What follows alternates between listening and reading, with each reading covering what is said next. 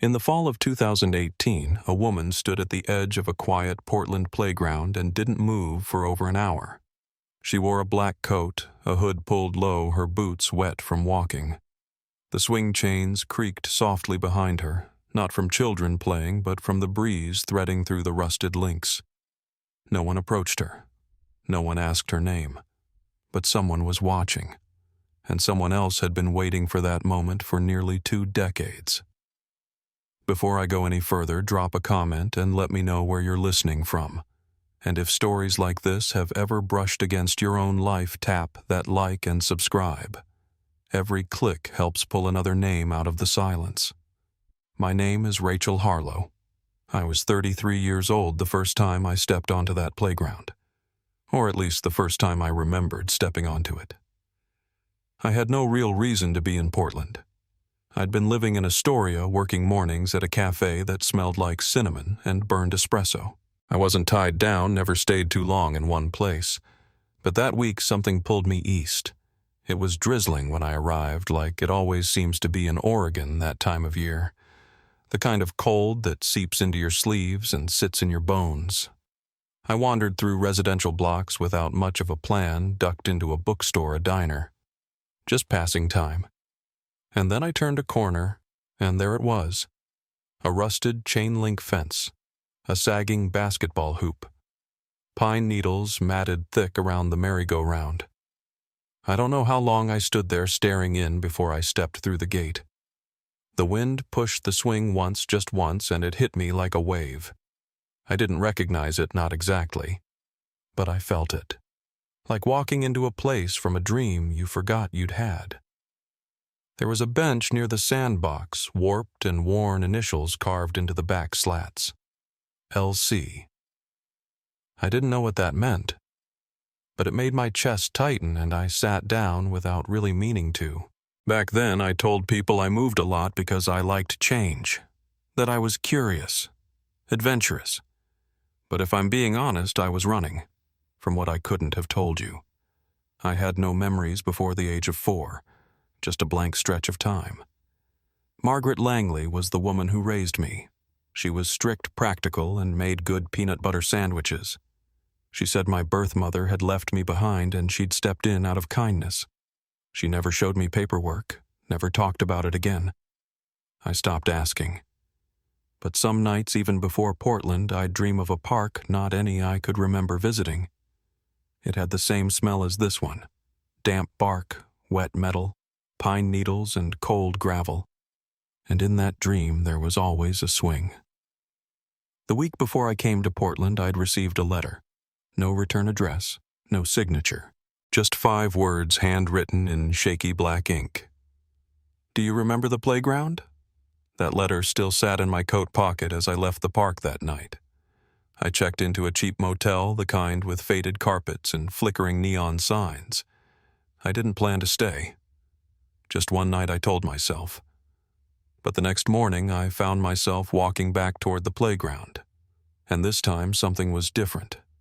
The leftmost swing, the one that leaned a little inward, had a fresh boot print underneath. Not a child's. Larger. Deep. I turned around fast. The street behind the fence was empty, but I felt it. Someone was watching.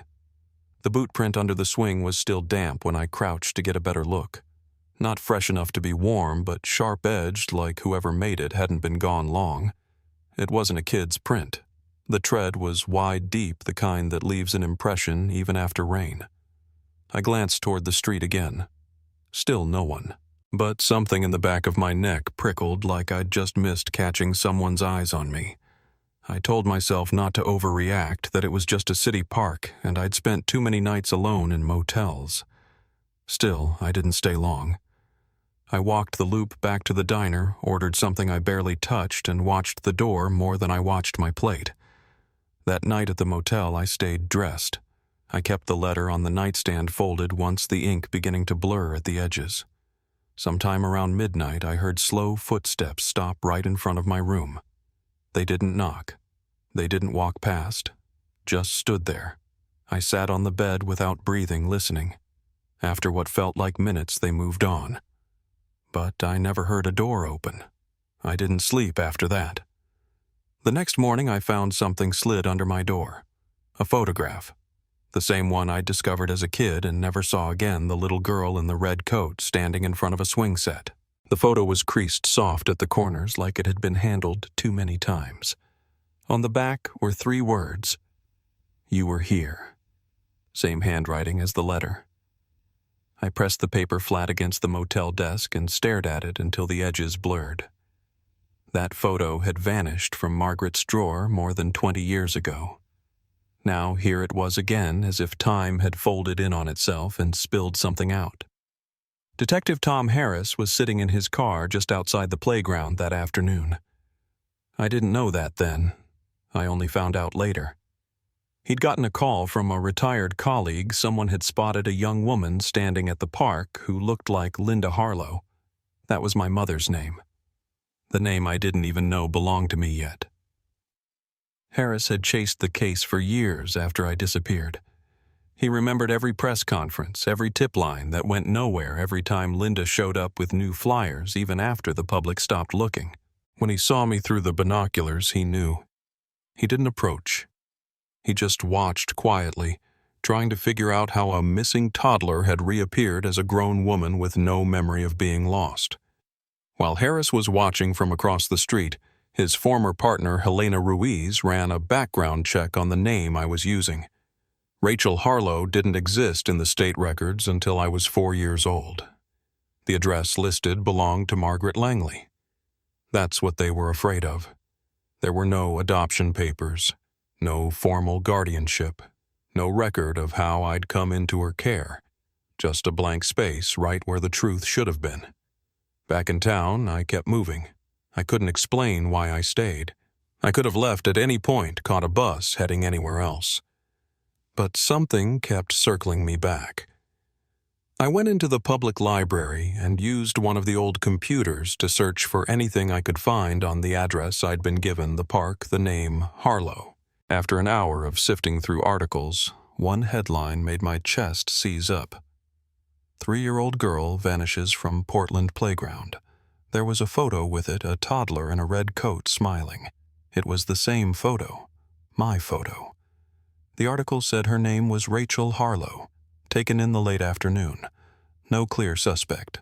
Witnesses described a man near the swings in a dark jacket, but couldn't provide anything usable. The trail had gone cold within weeks. Later that evening, I sat in a corner booth at the diner, that article folded up tight in my pocket. I didn't eat, just sipped coffee and kept to myself. A man came in and sat at the counter. Late 40s ball cap pulled low. He didn't order food, just drank his coffee and kept glancing at me through the mirror behind the register. When I met his eyes directly, he looked away. But when I left, I caught him across the street leaning against a lamppost, like he hadn't followed me at all. I turned a corner and walked fast, didn't look back again until I reached the motel. He was gone. That night, another envelope showed up under my door. Inside was a small silver locket. I opened it to find a tiny photograph of a woman I didn't recognize.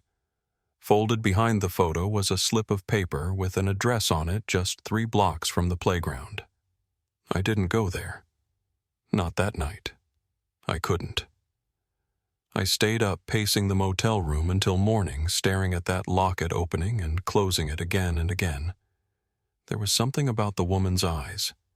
I didn't have the words for it, just the feeling that I should have known her.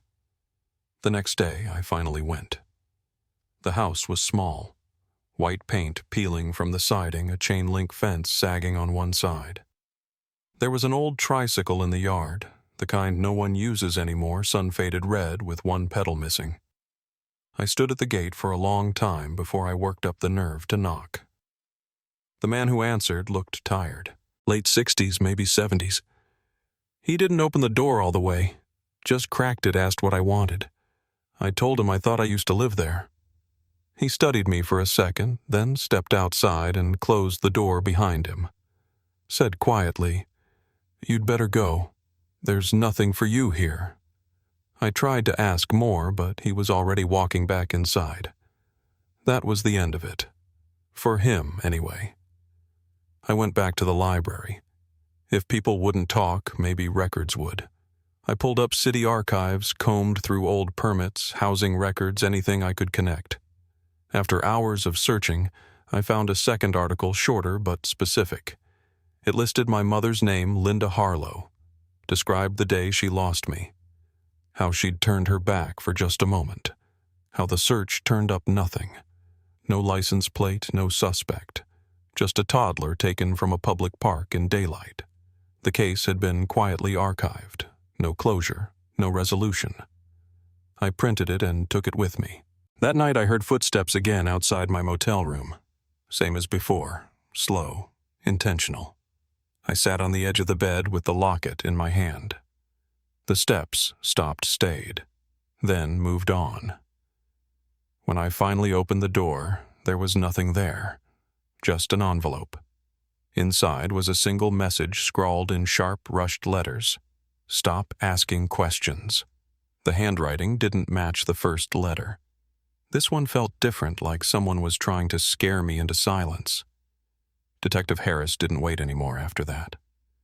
The next morning, I found a note slid under my door. It read, "You're not alone in this. Meet me at the diner tomorrow morning."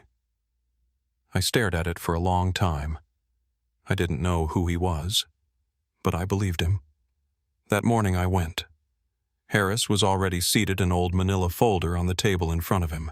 He didn't smile, just nodded and pushed the folder toward me. Inside were photographs. My missing poster, a progression image, police notes. I skimmed them, trying to keep my hands from shaking. "This is you," he said. "Your name used to be Rachel Harlow. You were taken from that playground when you were 3. I told him I'd lived with Margaret Langley since I was 4, that she said my mother left me." Harris just nodded. "She lied," he said. "And I can't prove she took you herself. But she had you, and there's no adoption record. Not then, not ever." I didn't know what to say to that. The folder sat open between us. The photos didn't lie, but the face in them felt like someone else's life. Somewhere across the city, a woman still existed, the one who had never stopped searching. And someone else, someone much closer, was trying to make sure I never found her. I sat in the motel room for a long time after Harris left the diner. The folder still burned in my mind, those old photos, the ones with my face on them, or a version of it I didn't quite recognize. I knew the names now. I knew my mother's name.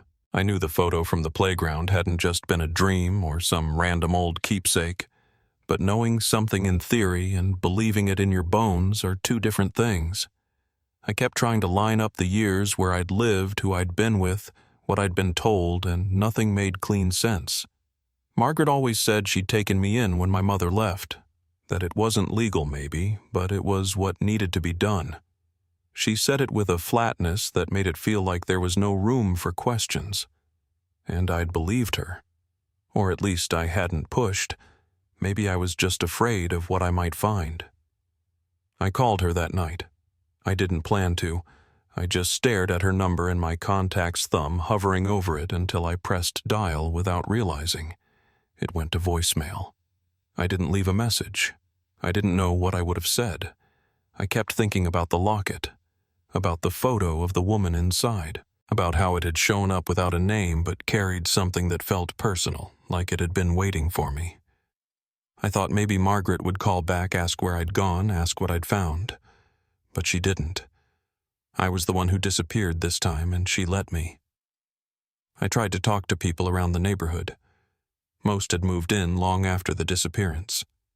A few said the playground had been updated since then, that the old equipment had been replaced at some point and then just left to rust.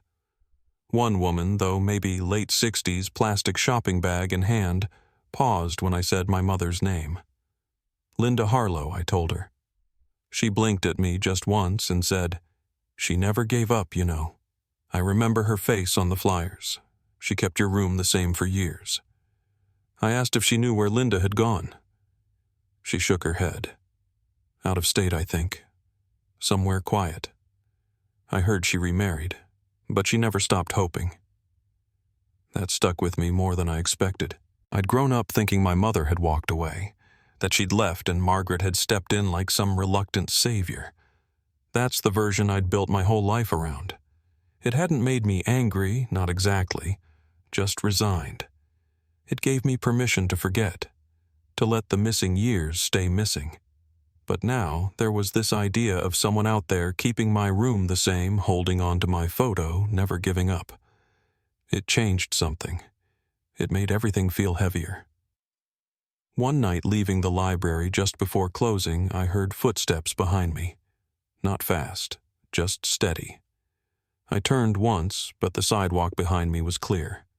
A car passed a moment later, slow windows dark. I stepped into a corner store and waited until the car was gone. I didn't see anyone follow. But back at the motel, I found another envelope. No locket this time. Just a single piece of paper torn at the edges with 3 words scrawled across it in blocky, rushed handwriting. Stop asking questions. Different handwriting. Not the same as the locket note. This one looked angry, or scared. Either way, it wasn't meant as a favor. The next morning, Harris called. He'd been pulling records trying to piece together any formal connection between me and Margaret. Nothing had ever been filed, but what stood out were the deposits. Starting just weeks after I disappeared, Margaret's bank statements showed several large cash infusions, unmarked no employer. Nothing taxable. Enough to raise questions. Enough to suggest she hadn't acted alone.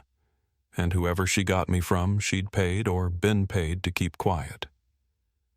I kept thinking about the man at the old house, the one who told me to leave. I didn't know his name, but I hadn't stopped thinking about his face, the way he looked at me like he knew exactly who I was. A few days later, I saw him again coming out of the same grocery store he'd gone into before. I crossed the street fast and waited until he turned the corner. Then I followed. Kept a good distance. Watched him walk 3 blocks, same as before. Watched him unlock the gate, disappear into the same weather-worn house. This time I waited. Not long. Just enough to feel like I'd seen the pattern twice. The next morning I went back. I knocked again. This time he opened the door without asking who it was. His eyes landed on me and something in his face dropped, not in surprise exactly, more like confirmation. Like he'd been expecting me. "You look like her," he said. "Like your mother." I asked if he knew Linda. He nodded. "Not well. But I knew the family." That swing set, he gestured vaguely toward the edge of the neighborhood used to carry her voice every afternoon. I asked him if he was there that day. He didn't answer right away. Just looked down at the floorboards inside his house like they might hold a clock still ticking. Then he told me. His name was Henry Langley. He said his brother Charles had come to his door 18 years ago with a little girl in a red coat. Said the girl needed help, that she was in danger, that it was only temporary. Henry had believed him, or had been afraid not to.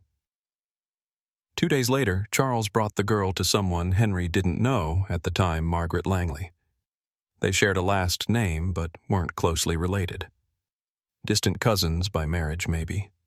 Charles gave the child to Margaret in exchange for cash. Henry said he didn't know what became of the girl after that. That he tried to speak up once, but no one listened.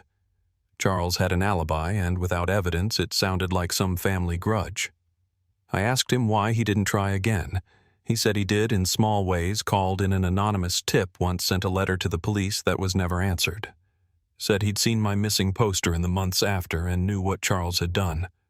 But Charles left town not long after, and the years buried everything else. I asked where his brother was now. He looked at me and said, "Dead. 10 years ago. Maybe more." The way he said it didn't sound like relief. Just the end of a road. That night I met Harris again.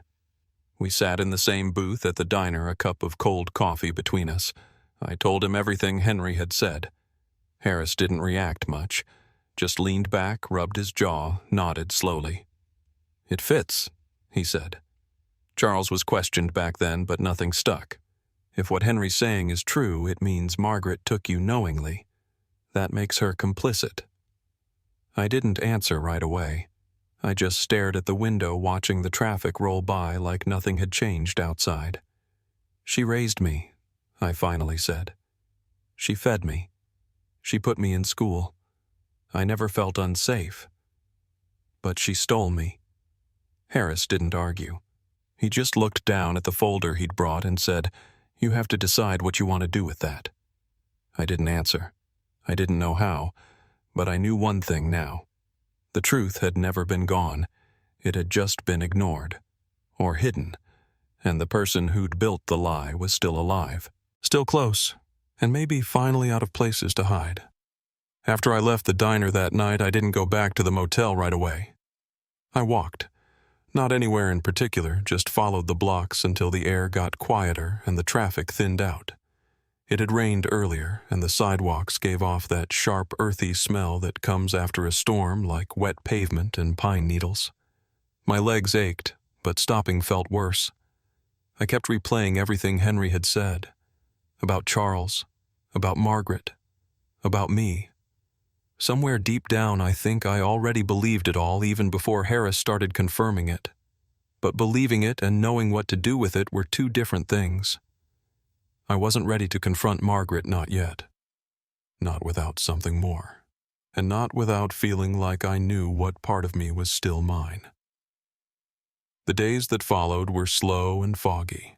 I stayed in the motel, barely ate, kept the locket on the nightstand, and the folder Harris gave me folded shut beside it. Every time the phone rang, I let it go to voicemail. I didn't answer texts. I kept the TV on low just to hear voices that weren't mine. Each morning, I told myself I'd go home if you could even call Astoria home, but I never packed the bag. I'd get halfway through tying the laces on my boots, then stop.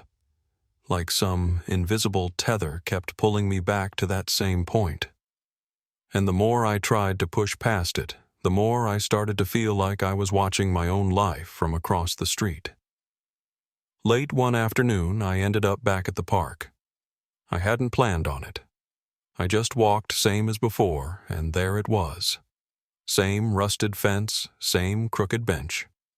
I sat for a long time. The initials were still there, LC carved deeper than anything else on the wood. At some point, I realized my fingers were tracing them over and over without thinking. The sun was going down, and the air had that brittle cold that settles over Portland in late fall. A woman walked by with a paper grocery bag tucked under her arm. She slowed as she passed the entrance, then doubled back. "You look like you know this place," she said. I looked up. She wasn't smiling, wasn't trying to start small talk, just studying me in that way older people sometimes do, like they're piecing together a memory out loud. "I used to live nearby," I said. She nodded once, slowly. "You've got your mother's eyes." I opened my mouth to respond, but she was already walking away. I didn't follow. That night, another envelope showed up under my motel door. No note this time. No warning. Just a small silver locket identical to the first one. I opened it. Inside was the same woman's photo, Linda. But tucked behind it was something new. A folded piece of paper with an address. A residential street I didn't recognize. I unfolded it twice, memorized the numbers, and tucked it into my coat. I didn't sleep. I just stared at the ceiling until morning. It took me a while to build up the nerve to go. When I finally did, I followed the route on foot. It wasn't far. A quiet neighborhood, older houses, sagging porches, yard, still covered in wet leaves from the last storm. The address matched. One story. Peeling paint. A chain-link fence with a broken latch. I stood outside the gate for a long time just staring. A tricycle sat tipped over in the grass, red paint nearly worn off. The blinds in the front window were drawn. I don't know what I thought would happen. That someone would open the door and explain everything. That the house itself would recognize me. I stepped up and knocked. Nothing. Waited. Knocked again. I heard a television from somewhere inside, but no movement. Just before I turned to leave, the door cracked open. A man stood there. Mid-70s, maybe older. White hair, combed back, flannel shirt tucked too neatly. "Can I help you?" he asked. His voice was calm, but his eyes didn't blink. I said I thought I used to live there. He didn't respond, just looked at me like he already knew why I was there. Then he stepped outside, pulled the door shut behind him.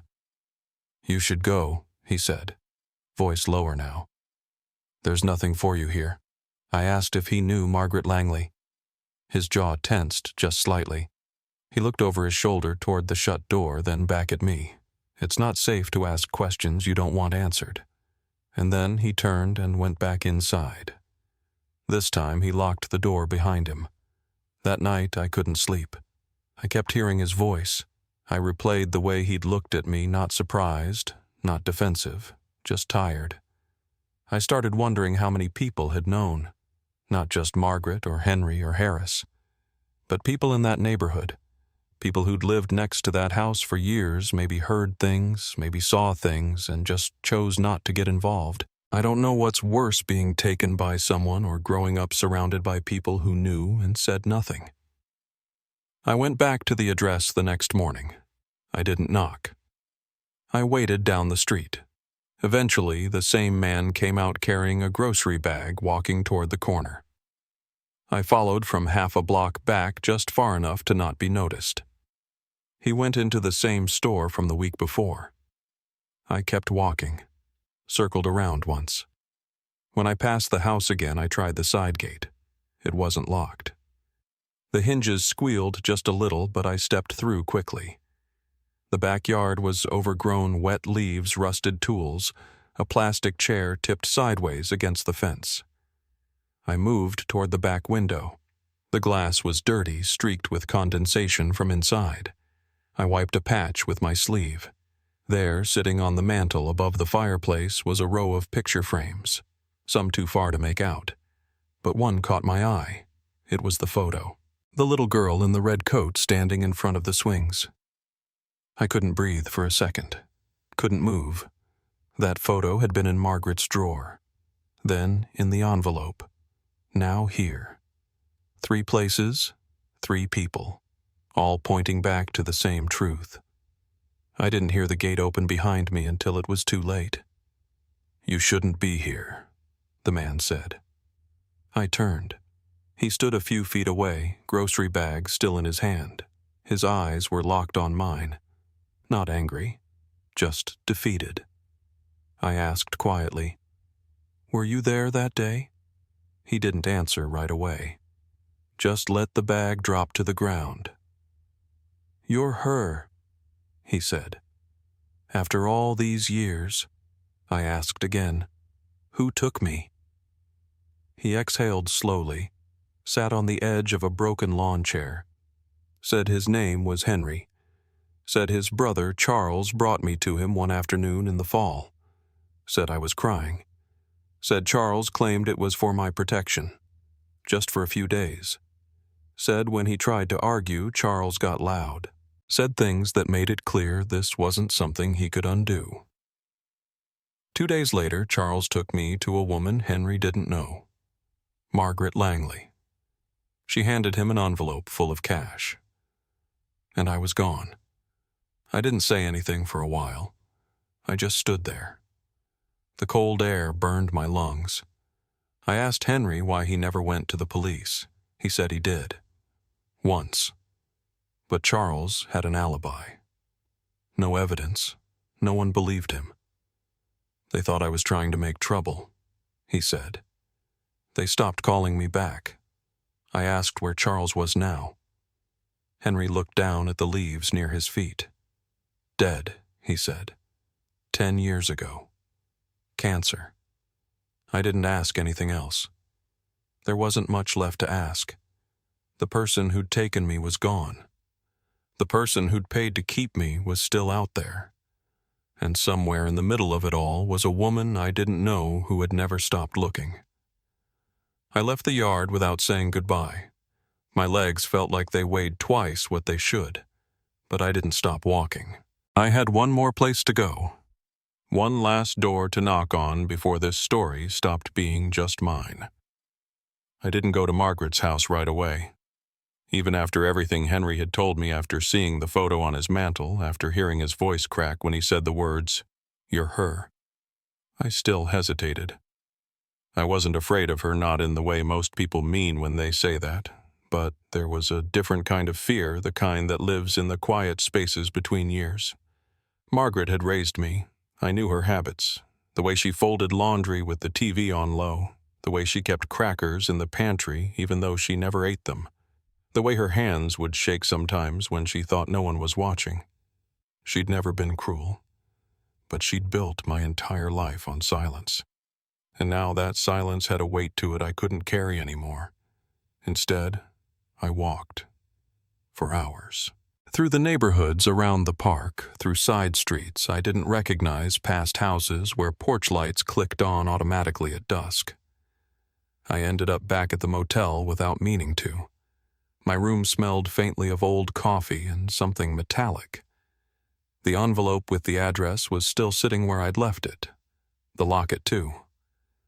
I sat on the edge of the bed and opened it again. This time I noticed something I'd missed before.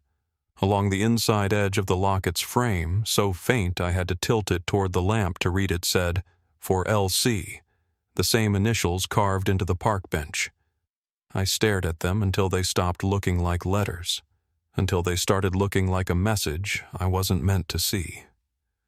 The next morning I went back to the neighborhood store where I'd seen the older woman, the one who'd said I had my mother's eyes. I waited outside until she came out again, paper bag folded over her arm, keys jingling against her palm. I stepped forward and introduced myself. I told her my name. She didn't flinch, didn't act surprised, just said I knew Linda. I asked her how. She said I lived across from her when you were little. I was at the playground that day. I felt everything in me slow down. I asked if she'd seen it happen. She nodded. I saw a man pick you up and walk toward the street. You were squirming, I shouted. He didn't look back. I asked if she told anyone. She looked at me with eyes that hadn't let go of the moment, even after all those years. I called the police. They said I couldn't give a good description, that I probably saw the wrong child. But I never forgot your face. Back at the motel, I sat on the floor with the locket still in my hand.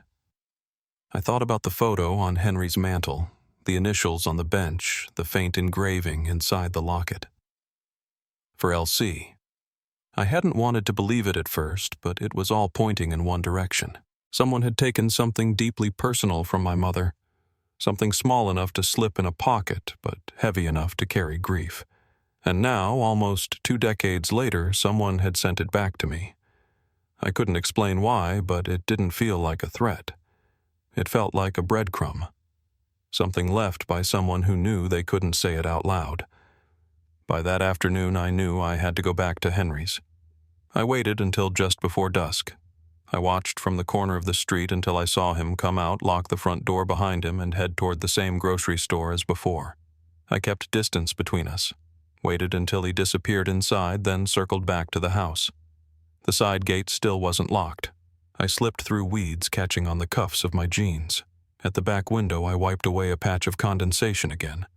The photo was still there. Same spot on the mantel, same red coat, same swing behind me. I moved around to the back door and tried the knob. It didn't turn. I didn't try to force it. Instead, I walked the perimeter, noting the back of the house, the fence line, the stack of old newspapers sitting on a cinder block by the shed. The place didn't feel abandoned, but it didn't feel alive either, more like a space that had been paused. Before I could turn to leave, I heard the gate swing open behind me. I turned. Henry stood there, grocery bag hanging from one hand, his expression unreadable. He didn't yell. He didn't ask why I was there. He just looked at me and said, "You're not going to stop, are you?" We sat at his kitchen table while the sun dropped behind the houses. He poured us both a glass of water and left his untouched. He looked tired, more so than the last time I'd seen him. I asked him if there was anything else he hadn't told me. He nodded slowly, said he didn't know how to start. I waited. Eventually, he said Charles had been a hard man to know, that he'd moved through life like someone always preparing to disappear. He said Charles had a way of making people feel small when they tried to question him, that he always had an excuse or a story that made you second-guess your own memory. He told me that day he was protecting you, Henry said, that your mother had gotten mixed up with the wrong people, that it was safer if no one knew where you were. He looked down at his hands. I didn't believe him, but I didn't stop him either. I asked if he knew why Margaret had taken me. He shook his head. All I know is she paid him. Cash. They met in the parking lot behind a diner off the highway. I didn't go with him. He told me afterward. I asked if he thought Margaret knew who I was. He looked at me for a long time. I think she figured it out. Maybe not right away. But eventually, yeah. She knew. I left his house without saying much else. I didn't thank him. I wasn't sure if I should. I walked through the neighborhood as the streetlights flickered on one after the other, casting long shadows on the sidewalk. I didn't go back to the motel. I didn't go back to the park. I went straight to Harris. We met again at the same diner. He didn't order coffee this time, just listened while I told him what Henry had said. When I finished, he leaned back and let out a long breath. This lines up, he said. Charles was on our radar early on, but nothing stuck. He moved around a lot, changed addresses. No one ever pressed hard enough. I asked if there was enough to reopen the case. He didn't answer right away, just said, if Margaret took you knowingly, that changes things. But she's going to deny it. He reached into his coat and pulled out a piece of paper. I found her. Vancouver, Washington. Quiet neighborhood. Looks like she's been there a while. I didn't need directions. I already knew where I was going, and this time I wouldn't be knocking just to ask questions. I was ready to hear the truth out loud. Not from neighbors, not from strangers. From the person who had watched me grow up and never once said who I really was. I just didn't know yet whether she'd admit it or try to bury it all over again. I waited across the street until I saw Harris knock on the door. Margaret answered like she'd been expecting someone, though I could tell she hadn't expected it to be him. She looked older than I remembered, thinner in the face. Gray streaks sharp through her hair, but her posture hadn't changed. Still upright, still composed, still watching everything. They talked on the porch for a few minutes. Low voices, no sudden movements. Then she stepped aside and let him in. I watched the door close behind them. I stood there frozen on the sidewalk, one hand still inside my coat pocket, like I was reaching for something that could anchor me. I don't know how long I waited before crossing the street. I knocked once. The door opened part way, and she was there. Her eyes landed on mine, and for the first time in my life she looked unsteady. "Rachel," she said, barely louder than a breath. Inside the house smelled faintly of lavender and dust. The curtains were drawn halfway, letting in just enough gray light to catch on the edges of framed photographs that lined the walls. They all started from around the time I was 4. Nothing from before. Nothing that gave anything away. I stood in the middle of the living room, coat still on, as Harris sat off to the side. He didn't say anything. He just gave me space. Margaret moved slowly, almost cautiously, as if unsure of how close she was allowed to come. I didn't ask her to sit down. I didn't ask her anything at all at first. I just stared at her until she finally said, "You came here for answers." I told her I'd already gotten most of them. From Henry, from Harris, from records I should have seen years ago. I asked her to say it out loud. I needed to hear it. Not in hints, not in half sentences, just the truth. She sat down in the chair across from me, folded her hands in her lap, and nodded once. "I knew," she said. Not right away, but I figured it out. I asked her how. She said Charles told her he was helping a friend, said the child was from a bad situation. "He brought you to me in a red coat. You wouldn't stop crying. He said your mother had disappeared. I asked if she believed him. I wanted to, she said. But by the time I realized he'd lied, it was already too late. I asked her what that meant, too late. She looked at the floor, then back at me. You were calling me Mom. I thought I could give you a better life. Quiet. Safe. I didn't think it would help anyone to drag it all back up. She said it like it was a favor. Like raising me in secrecy was better than returning me to the life I came from. Harris stayed quiet, but I could feel him watching her closely. I asked her if she ever thought about telling me the truth once I got older. She hesitated. I thought about it. More times than I can count. But I couldn't make the words come out. Her voice wasn't defensive. If anything, she sounded tired. Like someone who had lived too long inside a lie that started with someone else's choices. After a few seconds of silence, she got up and walked to a drawer in the hallway. She came back with a small envelope yellowed at the edges. Inside was a photograph, one I hadn't seen before. It was me probably just days before I was taken smiling on the swing set. Behind me, almost out of frame, was a man in a dark jacket facing slightly away. His face was hard to make out, but his stance matched the police description from the original case file. Margaret handed it to me without saying a word. I looked down at the image, then at Harris. He took the photo, gently studying it. This is enough to place Charles at the scene, he said, not to her, but more like to the room. Margaret didn't object, didn't say a word in her own defense. She just sat back down, folded her hands again, and stared at the floor. I left her house without saying goodbye. I walked for hours. I didn't know where I was going until the block started to look familiar, and the smell of damp wood and rusted metal hit the air. The park was empty. The bench was cold. The initials were still there. I ran my fingers over them, L.C., and thought about the woman who had carved them. I thought about how many nights she must have sat here not knowing if her child was dead or just somewhere she couldn't reach. For the first time, I let myself cry. It wasn't loud or sudden. It was just there, slow and steady, like something that had waited too long to come out. I didn't go back to the motel that night. I stayed on the bench until the streetlights hummed on, one by one, and the air dropped several degrees. I held the locket in my hand the whole time, running my thumb along the engraving until the metal warmed slightly from my skin. I don't know how long I sat there before my body told me it was time to move. I pulled out the folded slip of paper Harris had given me earlier. An address. He hadn't said what I'd find there, just that if I wanted to, I could go when I was ready. I looked at it again, then tucked it into my coat. For the first time in weeks, I felt like I knew what my next step was. The house was 2 stories, white siding, porch light already on when I arrived. The lawn was trimmed, even though the grass was turning brittle at the edges. There was something about it that felt cared for, lived in.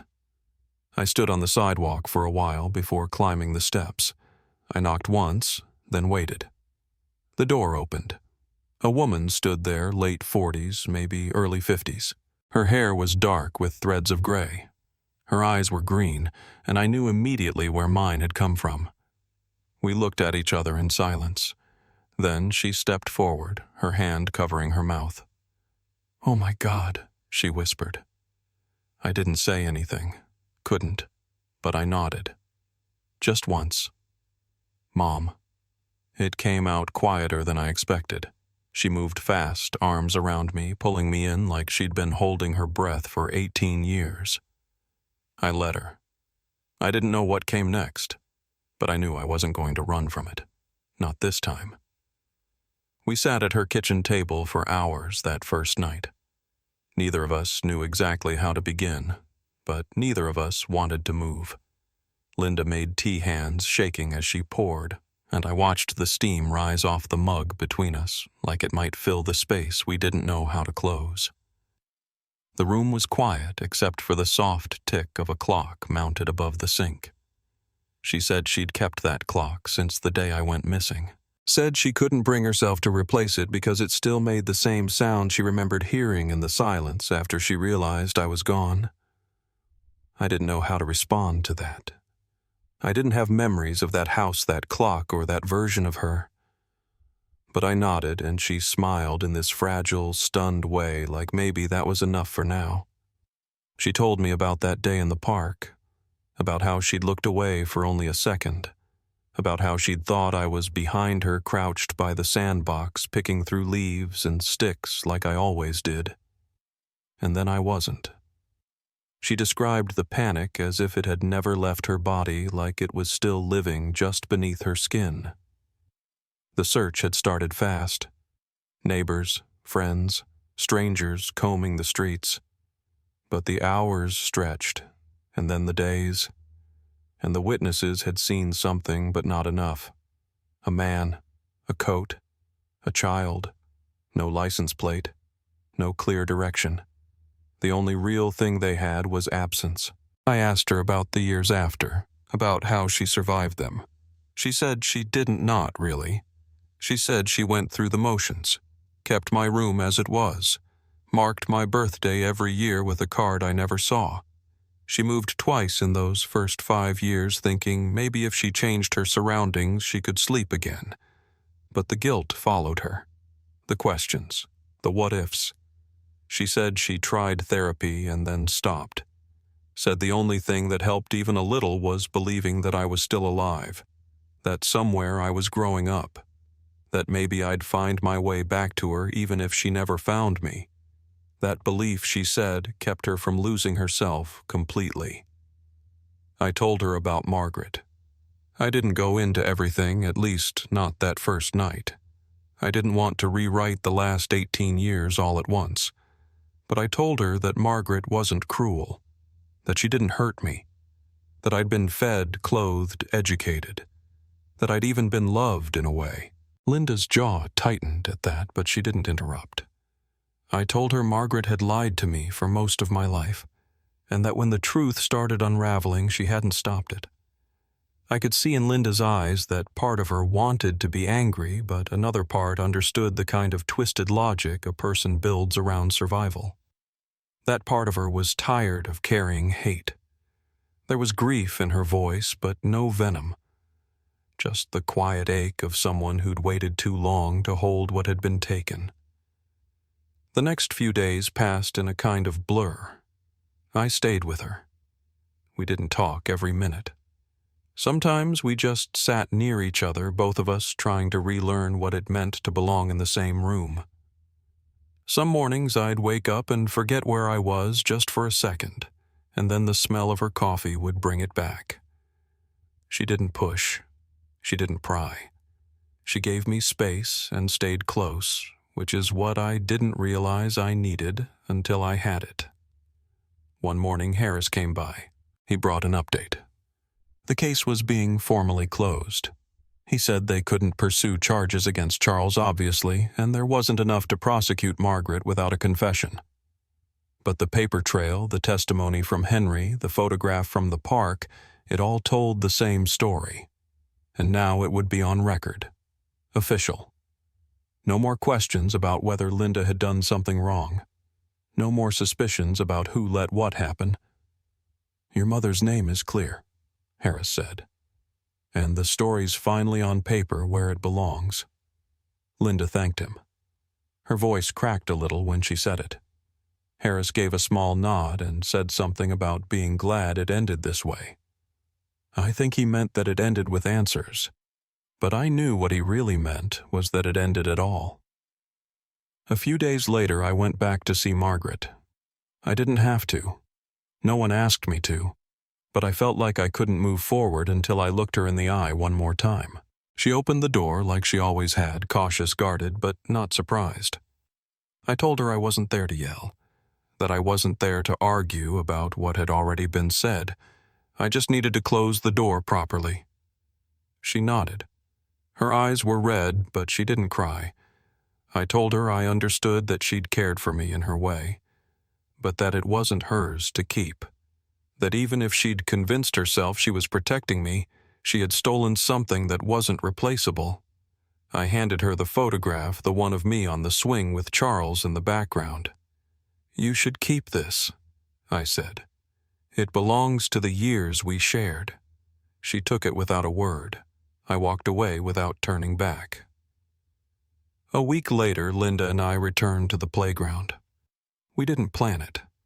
We just happened to end up there at the same time, both of us standing by the fence before realizing the other had arrived. It was cold that day, the kind of Portland cold that settles in your bones. But we didn't mind. She brought coffee. I brought the locket. We sat on the bench where the initials still carved into the wood felt less like a scar and more like a marker now. The swing chains moved gently in the wind, creaking just enough to remind us of the sound that started all of this. I opened the locket and looked again at her picture. This time I could see it differently. Not just a face I was supposed to believe in, but a face I could connect to a voice, a memory, a place. We didn't talk much. We just sat. And after a while, Linda reached into her coat and pulled out an old photo. Worn edges, bent corners. It was the same one I'd seen before, the red coat. The swing, the slight blur of movement behind me. "I carried this with me for 18 years, she said. "Every time I moved, it went into the same folder. I thought if I kept it close, I'd be keeping you close too." I took the photo from her hand. I didn't have to say anything. She knew I understood. That it wasn't just hers anymore. When we left the park, I felt something shift. The weight hadn't disappeared, but it had settled, like something that could be carried without sinking. I didn't know what the next week would bring, or the next month. But for the first time, the silence didn't feel like a warning. It felt like space. The kind you fill slowly with what's real. The last letter came folded inside a padded envelope postmarked from Northern California, no return address. I found it one afternoon on Linda's hallway table, tucked under a pile of mail she hadn't sorted yet. She was out back tending the small garden she'd replanted that spring, mostly herbs and tomatoes in raised wooden beds. When I brought it out to her, she looked at the envelope like it might hum in her hand. She didn't open it right away. Just turned it over once, then again, like waiting would somehow change the contents. She said, "It's from her," and her voice didn't break, just settled low in her chest. We went inside. She sat at the kitchen table and slid a butter knife under the flap with deliberate care. I stood behind her hands, resting on the back of the chair, eyes fixed on the creases in the envelope even before it opened. The letter was handwritten. Not in cursive Margaret always printed, but in the same neat, rounded strokes I remembered from notes she used to leave on the fridge. She didn't ask for forgiveness. She didn't try to defend herself, not exactly. What she wrote was quieter than that. She said she'd been wrong, that the story she'd told herself for years that she was giving a child a better life had always been a house built on sand. She admitted she knew from the beginning that Charles wasn't acting legally.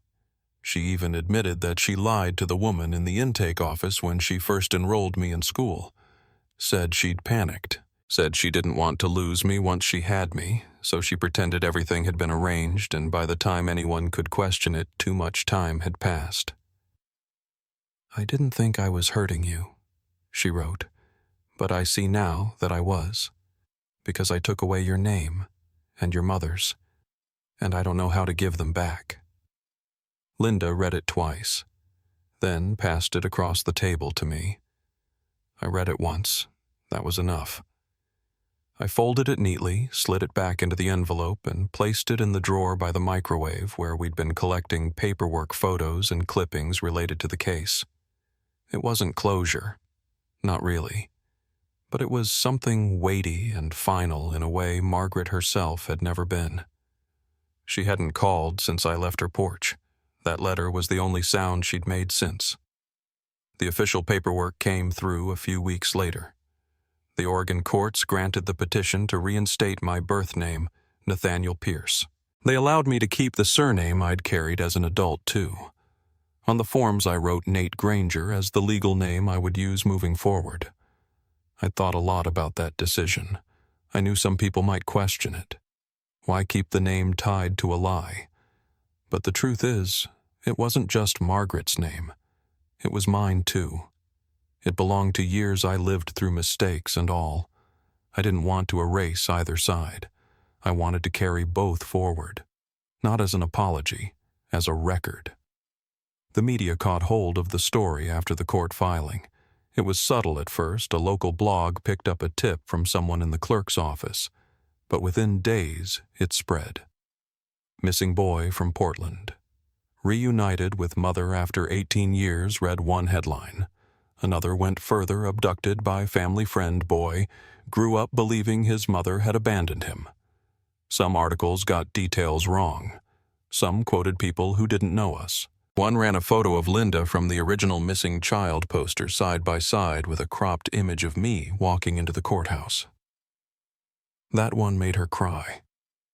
Not because of what it said, just because it reminded her how many years had passed. A producer from one of the national networks reached out about filming a segment. She said it would highlight the emotional journey and raise awareness for other families. Linda declined immediately. I considered it for a few minutes longer than I probably should have, then said no as well. This didn't feel like a story for public consumption. It didn't need a soundtrack or a sit-down interview. What we had was real and fragile, and still too new to let someone else narrate it. But something did shift in the aftermath of all that attention. People reached out. Some from the neighborhood. Some from towns we'd never lived in. A few had stories of their own children returned. Families found people raised under false names. One woman from New Mexico sent a message saying her brother had disappeared in 1989 and that hearing our story made her call a detective again for the first time in 12 years. Harris forwarded that email to us, said he thought we should see it. Linda printed it and kept it on her fridge. "This matters," she said. "Even if it's just for one more family." We decided to hold a gathering, not a party, not a press event, just a quiet private day to mark the return. Linda called it a reunion, though half the people there had never met me before. I met cousins I'd only known through Christmas cards and blurry baby photos. Old friends of Linda's came, some of whom had helped search the night I vanished. They brought casseroles and folding chairs and stories about what the neighborhood used to be like when I was small. A few brought photos. One man handed me a box with a model train set inside. Said it had been a birthday gift waiting in a closet. "Didn't feel right to throw it out," he said. "Figured maybe you'd still like it." I didn't know how to tell him I did. As the sun set that evening, Linda and I sat on the porch while the voices faded behind us. She leaned back in her chair, watching the sky. I asked her if she ever stopped expecting the worst. If the fear ever fully leaves. She didn't answer right away, just watched the clouds stretch across the horizon. Then she said, "No, but you learn how to live beside it." She reached over, placed her hand over mine. "And you remember the sound of what came back." That night I wrote a letter to Margaret. I didn't mail it. I don't know if I ever will. But I wanted it down on paper. I told her that I'd chosen to carry both names. That I wasn't disappearing her, but I also wasn't returning to her. I thanked her for the parts she gave me that were kind. For the music lessons. For the late-night rides to school events. For the quiet steadiness she offered when I was young. But I also told her I knew what she had taken, and that I would not let her rewrite that loss into something noble. I sealed the envelope, wrote no address on it, and tucked it into the same drawer where the first letter still sat. I don't know if she's still in California. I don't know if she reads the news or if she saw the headlines. But I know she knows how to find me if she ever truly wants to. And I know I'll decide then whether I want to be found. For now, the door remains closed. Not locked, just closed. And that's enough. There's a maple tree in Linda's front yard that turns the deepest orange in October. I didn't remember it from before, but she said it had been planted the year after I disappeared. Said she picked it because the leaves looked like fire when the sun hit just right. That fall, I found myself sitting out there more often than not on the old bench beneath the branches, listening to the wind move through the dry leaves like something halfway between a whisper and a warning. I didn't always know what to do with the quiet. After all the noise, the police reports, the courthouse filings, the flood of headlines that lasted just long enough to stir everything up again, it took time to remember how to sit still. But the stillness taught me something. Sometimes you don't need answers to heal. Sometimes you just need space to let the questions breathe. Linda and I don't talk about the past every day. We've learned how to live alongside it without letting it swallow the rest. Some mornings she'll bring out coffee and just sit beside me, both of us watching that same stretch of sidewalk that used to lead nowhere. Now it leads home. There's no rule book for how to become a son again after all those years. Just small choices. I mow the lawn without her asking. She leaves me notes if she's running late. I keep a photo of us on my nightstand. Not the old ones, not the headlines, just a new one taken last Christmas. We're not smiling big, just standing close enough to mean it. Margaret hasn't written again. I don't know if she will, but I've stopped waiting for her to. That letter I wrote, the one I never mailed, is still in the drawer by the microwave beside hers. I don't reread them. I don't need to. Some truths you don't forget even when they're silent. Detective Mendoza retired not long after the case closed. He sent me a card, simple handwritten, just a few lines. "You deserve to be found," it said. "Thank you for not letting the silence win." I keep that one too. There's still a mark on my wrist where a childhood bracelet used to be. Nothing big, just a faint line like memory pressed into skin. I used to think it meant I'd lost something permanent, but lately I see it differently. It's not the absence that defines me. It's what remained, what came back, what I chose to carry forward. To anyone still listening, if this story settled into you, if it reminded you of someone you lost or someone you became, thank you for holding space for it. These names, these truths, they deserve to be remembered. And if it stayed with you, maybe consider sharing it so no name gets left behind.